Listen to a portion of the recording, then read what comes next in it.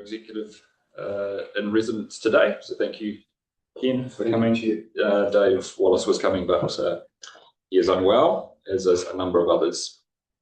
Quentin is joining us in a formal capacity now as a member of the community board.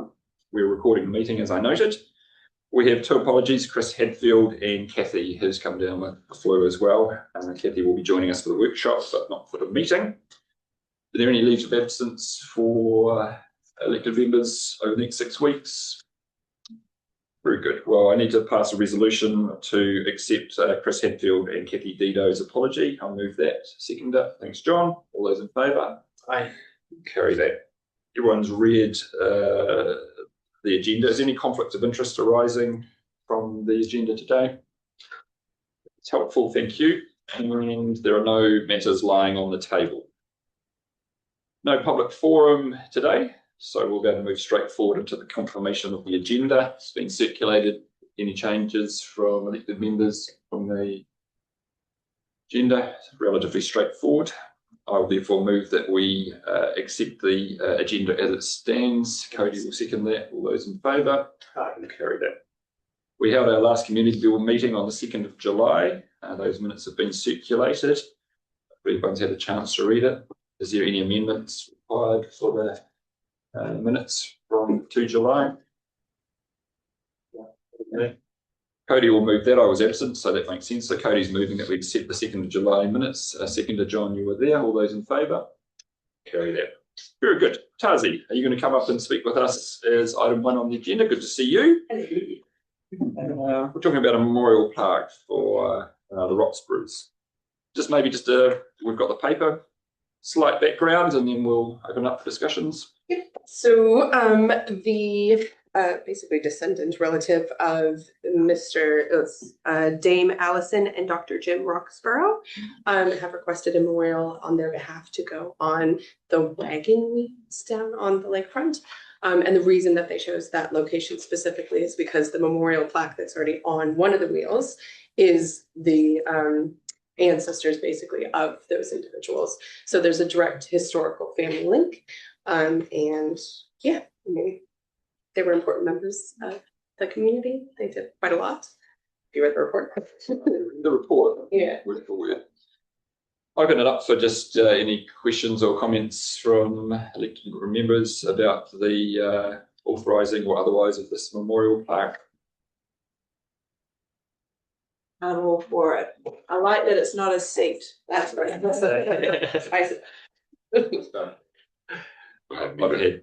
had a couple of emails in support of this from people that just general members of the community who knew of the legacy of those individuals and the contribution that they made, and it resonates where it's going to be. So it's celebrating our heritage and remembering there's people that came before us, there'll be people came after us, and we are guardians in the meantime. Would anyone like to, John? I'd say I like that it's a very subtle memorial. It blends it easily. And also, I'd like to thank you for introducing me to the wagon wheels, which I've lived in 30 years and never actually noticed. We call it the wagon wheels all the time.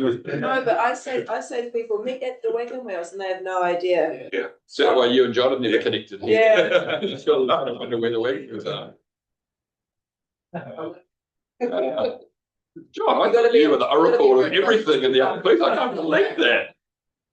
It's the test of localism. Oh, yeah, I thought it was 50 years of living here, but it's actually just knowing the wagon wheels exist. Okay, fantastic. Who was going to move Sure. that? Okay, so Nicola is moving that we note the contents of the report and we approve the installation of the memorial park. Cody's seconding that. All those in favour? Aye. That's carried unanimously. Thanks for your full report, Tazi, and thanks for the role you keep doing. We'll see you again soon. Question, was there no one was it registered for public forum? Correct. Okay. Yep. Don't worry, Deputy Mayor, we all got that under control. Matt. So Matt's coming and talking to us about the installation of another sauna at the outlet. So thanks for your full report, Matt. We'll take that as read. Is there anything you'd like to share with us before we deliberate? I just want to clarify that we're changing the permitted use, so we're formalising the current structures on site. So they're there's one existing sauna and one changing dome that is on site. We've been working very proactively with our tenant to formalise those, and they wish to add one more sauna and changing dome. I spoke to Kathy yesterday, and she wanted to reiterate that we've granted a 10 plus 10 plus 10 year lease to this tenant. So if we're changing the permitted use, it is for the life of that lease. So we have 7 years left on the current term, and they have 1 10-year right of renewal left. So a change in use would be permitting that for the next 17 years effectively. So, but with a break clause after 7, or there's 7 years left on the current term, and then they have a right of renewal for another 10-year term, which is their right. So if they choose to initiate that, it is theirs. I'll go around the table. Cody, you got any questions or observations? Yeah, we heard from Winton about the road, which is annoying, right? Because as a fast track, that they didn't pave the road on the way down. Sorry, so what was it, Tony? I think Winton was commenting to us about this application, trying to lobby to seal the road on Outlet Road on the way out there. But the irony was, I think that Retirement Village was a fast track. That meant that they didn't contribute to the road as they should have. So putting that out there. All right, Yeah, that's comment. Yeah, that's the comment. That's the thing. In general, like I'm supportive of activating this kind of recreation and spaces where we can, and I appreciate that. Yeah, it's formalising it in a lot of ways. So not too much to add. Cool. Yeah, Yeah, I do have a couple of questions. One is that as a retrospective thing, if this was not there and they were coming to apply for it, would we have treated this any differently in terms of its location or its effect? So are we giving a bit of a free pass because it's retrospective, I suppose is what I'm asking.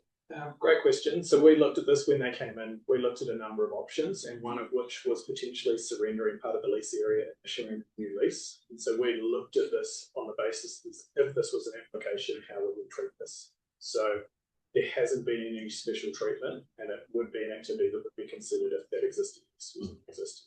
So is there a reserve management plan that relates to this piece of land? yes, so this is covered by the Wānaka-Upper The foreshore management plan.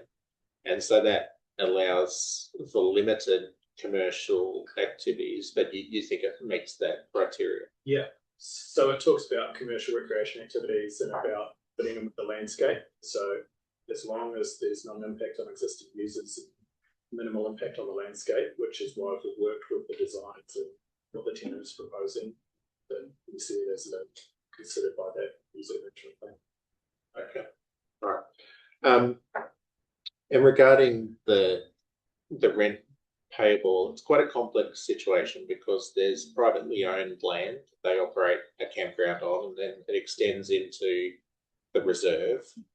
Now, presumably the rent is based on 7.5% of revenue for the campground and any commercial activities, which will now include the sauna.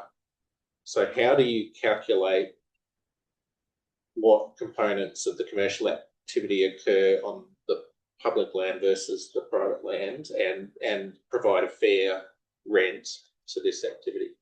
Yeah, so the tenant in this case provides us with a breakdown of where the revenue is generated from. So they provide us with their accounts showing what revenue is generated from their own campground activities and what is generated from the council-owned land. And then their rent is calculated based on those figures. So they provide accounts to us that is based on those figures, and changing that use, allowing for the sauna activity, would be included with that income that's derived from the council land. So for the campground, are you happy that they've distributed that income correctly in the past? We check all the figures that come through and make sure that they're realistic, and we had no issues or no reason to believe that any of those figures are misleading. Have we been getting 7.5% on authorised sauna use historically? Next question. So this is part of where I'm going, but so 100% of the sauna operation will be derived income for the purpose of revenue and calculating the rent, because it's all within the reserve. So it will be, yeah. And if I can preempt where the question was going, We are waiting for their figures for the last financial year. I anticipate that there will be revenue generated from the sauna that will be included in those figures, as the current lease requires 7.5% of gross revenue from the lease area. So we haven't, I can't confirm that with you. Even though it wasn't an activity that was previously approved. So I'm just wondering, so commercial use of a reserve, while in some cases appropriate, it clearly requires a return under our policy. So I suppose, is there anything that you can recommend to this resolution that just ensures that we're back collecting that to when they install the sauna? The resolution? Yeah. It's a good question. I probably need some legal advice on that to Or can you give me some assurance that we will be back collecting on that activity? Yeah, the sauna hasn't been in operation for just a year either. It's been for multiple years. So were you saying that we haven't to date collected any revenue as a community from that commercial use on that reserve? I can't confirm. Well, we have for the campground. For the sauna component.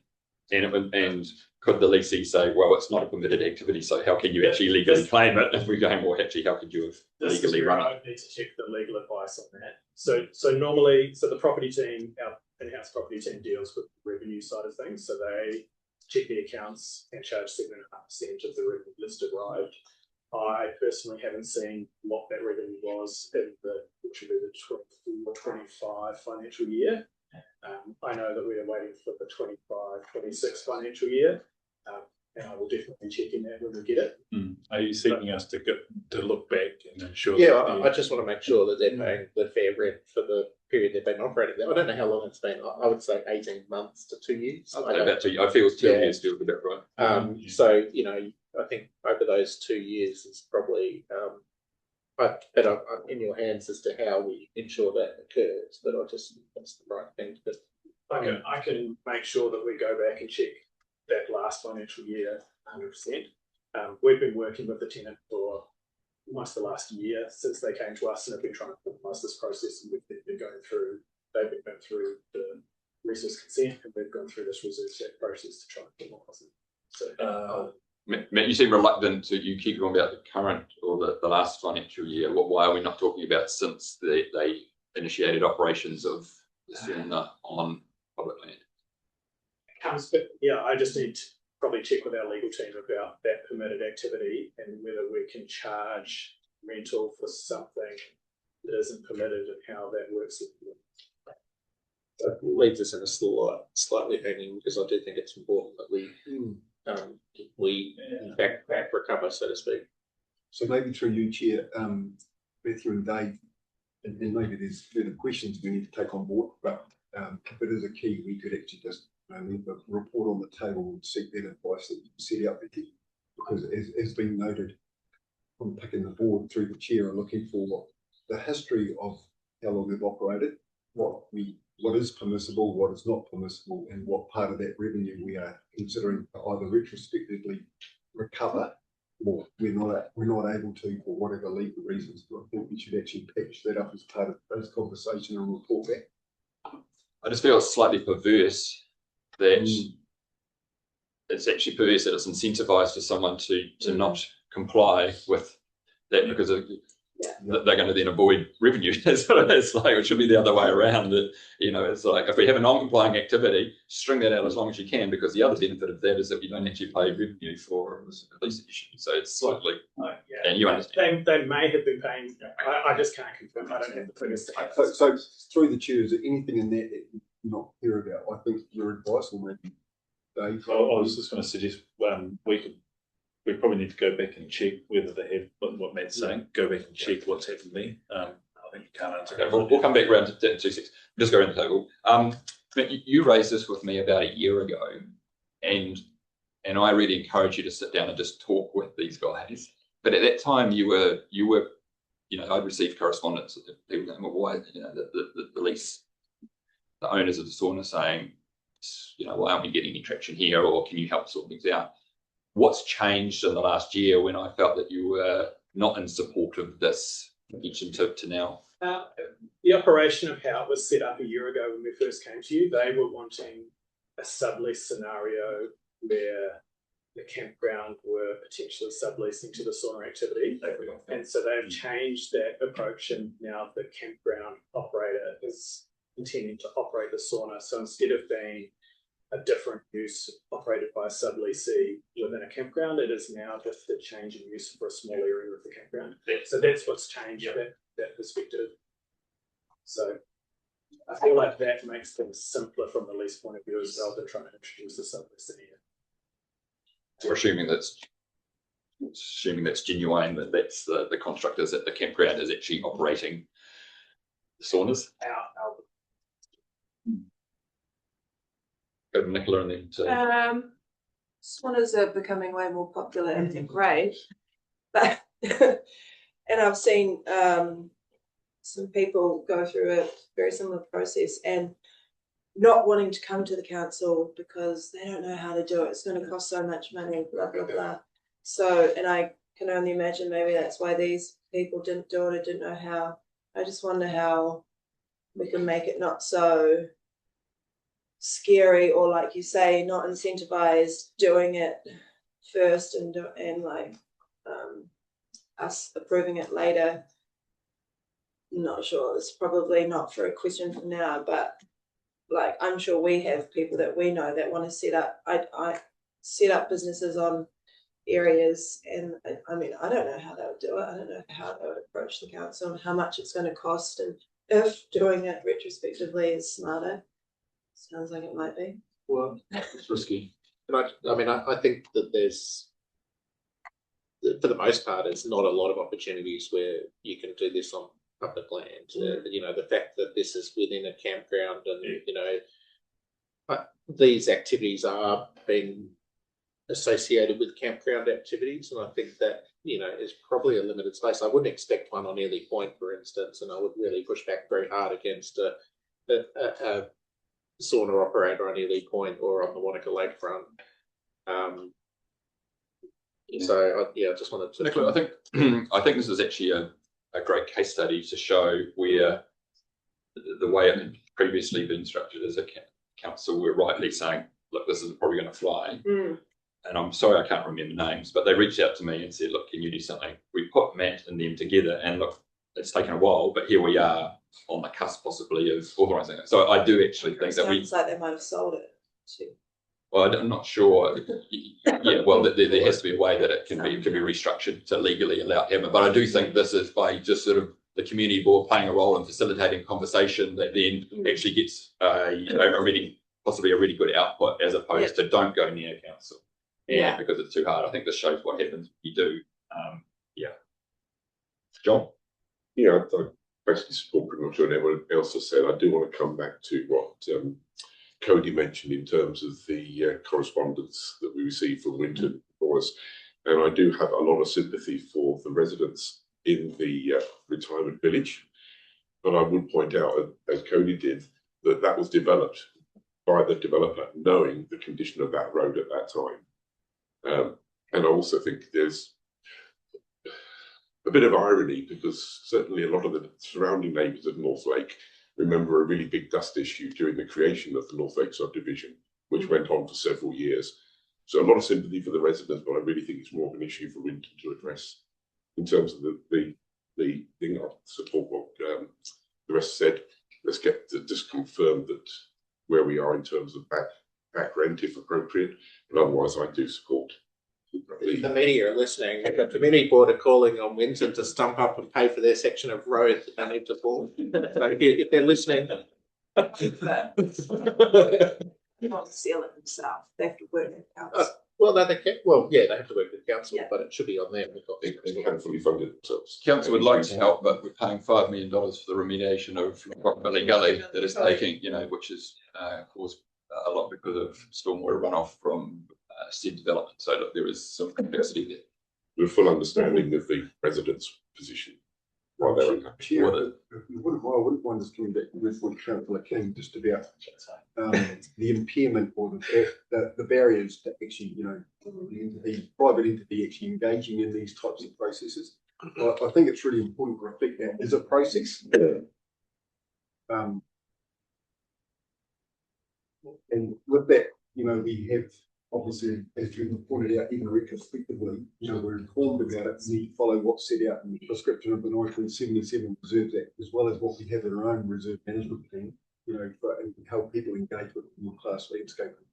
So I think, and Matthew and Dave can talk to this in more complexity, but the realities are there's a process for a reason. And, this is public space. And this board cherishes the way that we have guardianship, as Simon spoken about earlier.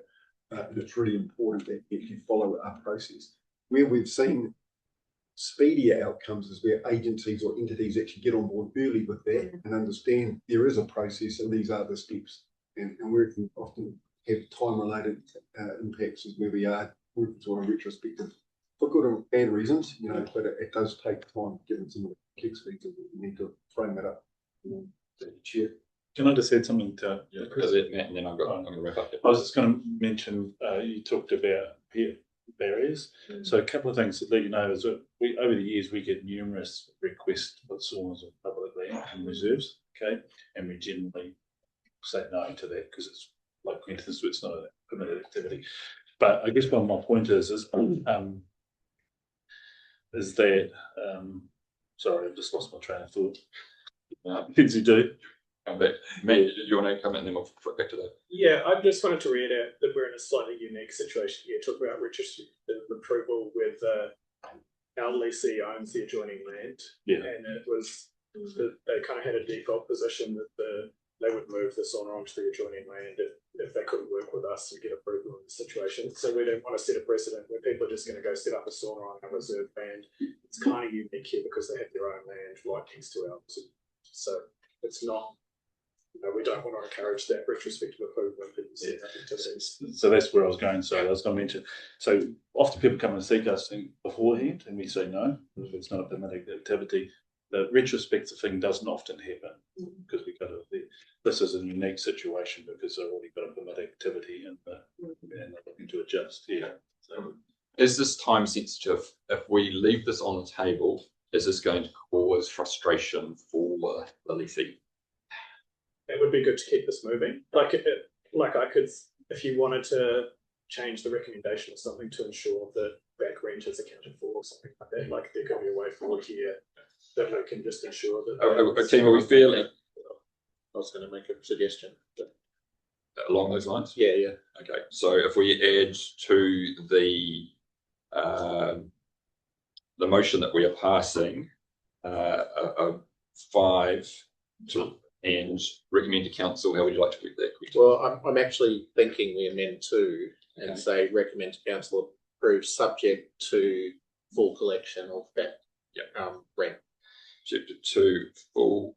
Well, if we say full collection of back rent from time of installation. Well, that does leave us slightly exposed because if it's proved by legal that it's difficult to do it, but I don't want to give. Well, then they have to come back to us and work out how to. I mean, my point is, I think. Okay, I'm just going to take the full. I'm should going to take the full out. I'm going to take subject to collection of back rent. From time of installation. You want the added to point 2? Yes. On the end. Because it's subject to, Because I'm saying we shouldn't approve it unless we can recover all the back rent, and because that puts the pressure on them to say they actually need to stump up with that. And I'm not trying to be mean on the operator. I'm not. I enjoy the offering. I'm not personally, but I'm sympathetic to the offering that they're providing. It's just a simple principle that we have to recover appropriate fees for the use of public land. Would anyone around the table disagree with that approach? I'm going to move the motion then that we note the contents of the report. We change note 2 to make it subject to the collection of back rent since the saunas were originally installed, and 3 and 4 as written there. Would someone like to second that motion? Sure. Okay, Nicola King's going to do that. So we're voting on that. All those in favour? Aye. That's carried unanimously. Well done. Thanks for being pragmatic about that, and we've come to a good resolution. What resolution to figure out? But... Well, we've come to a good place. Item 3 is a easement across 17 Plantation Road. Matt, thanks for your paper again. Anything you'd like to add before we consider this matter? I'll just reiterate that this is the first step, so this is just agreeing to the public notification, and that we'll go through a public process, potential to hear submissions and a hearing if required. So this is just starting that process. And that's a fair comment. We're not authorising the widening of the driveway and the easement, etc. We're authorising a public notification. Comments or questions around the table with regards to this? Cody? It seems pretty straightforward and sensible. Do you often get hearings for stuff like this? It seems like a waste of time. I don't want to Jinx it, right? No, we often do not get submissions and hearings for straightforward items. Yeah. That's surprisingly often. What is the local purpose for which it's the local purpose reserve? It's a beautification, so it's designed as like to screen between the industrial commercial buildings and the residential on the other side of the street. Yeah.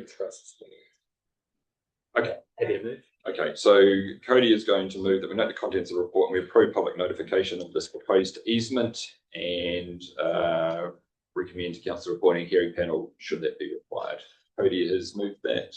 Nicola is seeking that again. All those in favour? Aye. Carried. Yeah, we look forward to seeing how that result works itself out. Thank you. Making good progress here with a workshop that's imminent to follow. Thanks for those and the elected members that contributed to the chair's report that showcased some of the wide-ranging community engagement we've had over the last 6 weeks. I'm not going to ask for any other community engagement because those are to be written down there. Is there anything else around the chair's report that anyone would like to comment on? It's all there for everyone to read. Just guidance for the future. I mean, I'm obviously just being brought onto the board. I don't have a portfolio with the board, so just trying to get some direction on what the expectation is there. Well, now that that's been that change has been made, we do need to look at that portfolio allocation, and I do need to look at Nikki's portfolio. There was I spoke to her about continuing her focus on the environmental because it's passionate and she still has a councillor role. The engagement piece can still obviously happen and be reported on irrespective of portfolio. I'll make a note about that, whether there's anything else that's transitioned across from Nikki to you. Apologies for me this month. I completely burnt out. I was too busy doing a lot of stuff. So I understand. I'll add it in next time. Please do. But it was a lot of similar to Nicholas, to be fair. So as above, yes, yeah. I just want to make the Quinton's. Okay, my chair report. I will recommend that we note the contents of the report and put that forward. I have a seconder. Thank you, Cody. All those in favour? Aye. Carried. And we will now conclude the meeting with a karakia whakamutanga from Cody.